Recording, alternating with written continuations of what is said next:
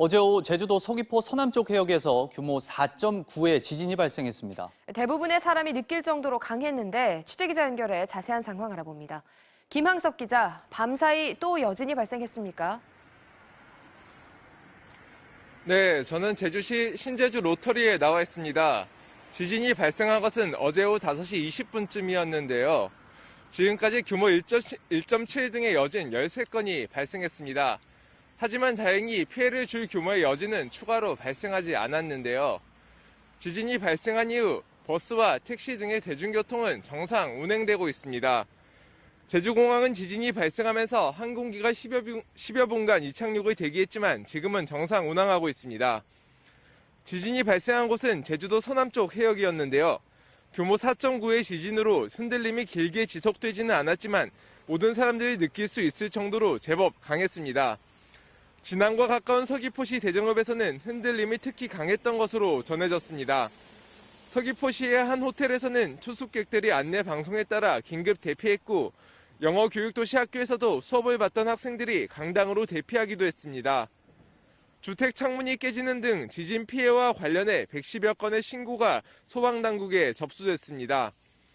제주시가 도내 대형 위험물 시설 23곳을 긴급 점검한 결과 피해는 발견되지 않았고 정수장과 하수처리장, 교량 등에 대한 피해 여부도 조사하고 있습니다. 오늘도 혹시 모를 여진에 대비해 지진 대응 매뉴얼을 숙지하시고 각별히 주의하셔야겠습니다. 지금까지 신제주 로터리에서 MBC 뉴스 김항섭입니다. 코로나19 사망자와 위중증 환자가 모두 역대 최다를 기록하면서 방역당국에 비상이 걸렸습니다. 신규 확진자 증가세도 꺾이지 않아 오늘도 7,000명 안팎이 예상됩니다. 이준희 기자입니다. 어제 0시 기준 코로나19 누적 사망자는 4,387명, 하루 사이 94명 늘었습니다. 직전 하루 최다 사망 기록 80명을 불과 사흘 만에 넘어섰습니다. 누적 사망자 중 35%가 지난달 단계적 일상회복 시행 이후 나왔습니다. 위중증 환자 수는 906명으로 역대 처음 900명을 돌파했습니다. 확진자 증가세도 여전합니다. 어젯밤 9시까지 전국에서 집계된 신규 환자 수는 5,803명으로 전날 같은 시간보다 900명가량 늘었습니다. 자정까지 추가된 환자를 더하면 오늘 오전 발표될 신규 확진자는 7,000명 안팎을 기록할 전망입니다. 전국의 중환자 병상 가동률은 81.8%, 수도권은 86.2%로 의료 역량은 이미 한계에 도달한 상태입니다. 인공호흡기 등이 필요한 호흡곤란 환자 등이 적절한 시간 내에 응급실에 들어오지 못하시고 치료 기회가 늦어질 위험성이 커질 수 있겠습니다. 방역 당국도 위중증 환자 수가 1,000명을 넘으면 일반 환자 진료에도 영향을 미칠 것으로 내다봤습니다. 중증 병상으로 미처 오지 못하고 중등증이라든지 이런 병상에서 이제 머무르게 되는 그런 상황들도 생길 것 같고요. 재택 치료자는 2만 5천여 명까지 늘었습니다. 재택 치료 환자에게 응급 상황 발생 시 치료할 수 있는 국내 첫 재택 치료 전담 응급센터도 서울의료원에서 운영을 개시했습니다. 겨울이니까 심근경색이나 뇌졸중 같은 것도 올 수 있고 골절이 올 수도 있잖아요. 일반 응급 상황이 발생할 수 있잖아요. 이런 가운데 정부는 오미크론 변이에 대응하기 위해 남아공 등 11개 국가에 대한 입국 제한 조치와 모든 해외 입국자에 대한 격리 조치를 내년 1월 6일까지 연장하기로 했습니다. MBC 뉴스 이준입니다.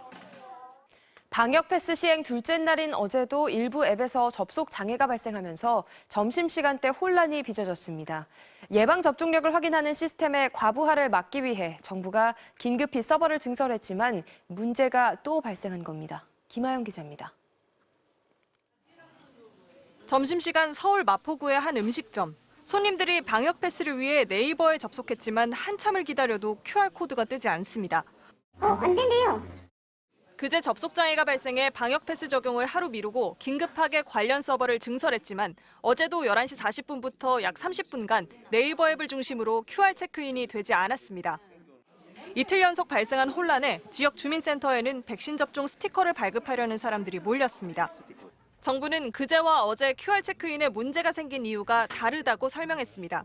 그제는 예상보다 접종량이 많고 접종 기록을 최초로 불러오는 본인 인증이 몰렸기 때문이고 어제는 일부 네이버 앱에서 장애가 발생한 것으로 추정된다는 겁니다. 네이버 측도 개인 접종 이력을 불러오는데 지연이 생긴 것으로 보인다며 어느 서버에서 문제가 생겼는지 파악 중이라고 밝혔습니다.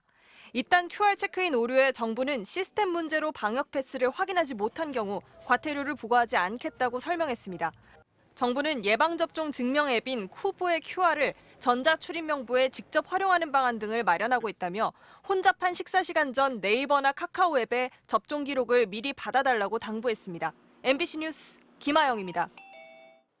관훈 토론에 참석한 국민의힘 윤석열 후보는 김건희 씨 의혹에 대해 부분적으로는 모르겠지만 전체적으로는 허위가 아니라고 해명했습니다.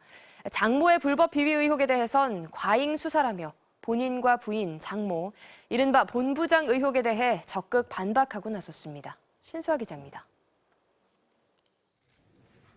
윤석열 후보는 2시간 토론 중 1시간 15분을 본인과 부인, 장모, 이른바 본부장 비위 의혹 해명에 할애했습니다.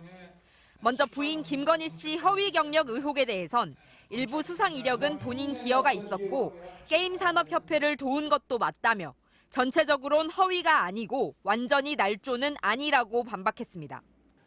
부분적으로는 모르겠습니다만 전체적으로 허위 경력은 아니고 그 수상이라고 하는 것이 완전히 날조된 것이 아니라 아마 그 회사가 제자들하고 같이 했던 거로 기억이 되는데요. 김건희 씨의 도이치모터스 주가 조작 연루 의혹 수사도 요양급여 부정수급 혐의로 1심에서 실형을 받은 장모 최모 씨에 대한 검찰 수사도 모두 과잉 수사라고 엄호했습니다. 그러면서도 검사 사위를 둔 장모의 처신에 여러 번 자중을 권했다고 전하며 자신과는 무관한 일임을 강조했습니다. 자기 마음대로 일을 벌이고 또 사기도 당하고 또 돈을 회수하는 과정에서 좀 무리도 하고 이렇게 된 일이지. 그래서 제가 그런 걸 하지 말아달라 아주 신신당부를 했습니다.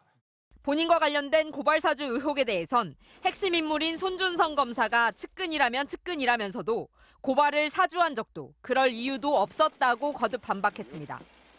부산저축은행 대장동 부실대출 묵인 의혹에 대해서도 당시로선 알 수 없었던 사안이라고 일축했습니다. MBC 뉴스 신수아입니다.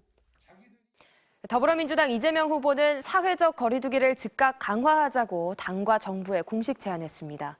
거리두기 강화로 피해를 입게 될 소상공인과 자영업자에 대해선 선제적인 손실보상 조치를 주문했습니다. 최경재 기자입니다. 지난 대구 경북 방문에서 만난 이들 가운데 확진자가 발생해 코로나19 검사를 받고 자택에 머물던 이재명 후보가 대변인을 통해 긴급 성명을 발표했습니다. 코로나 5차 대유행은 규모와 속도 면에서 이전과는 다른 비상한 상황이라며 특단의 대책, 긴급 멈춤을 요청했습니다. 안타깝지만 일상 회복에 잠시 멈춤이 필요합니다. 즉각적인 사회적 거리두기 강화 조치를 정부에 요청합니다. 현재 정부가 취한 인원 제한 조치 이상으로 시간 제한과 업종별 제한이 필요한 상황이라는 겁니다.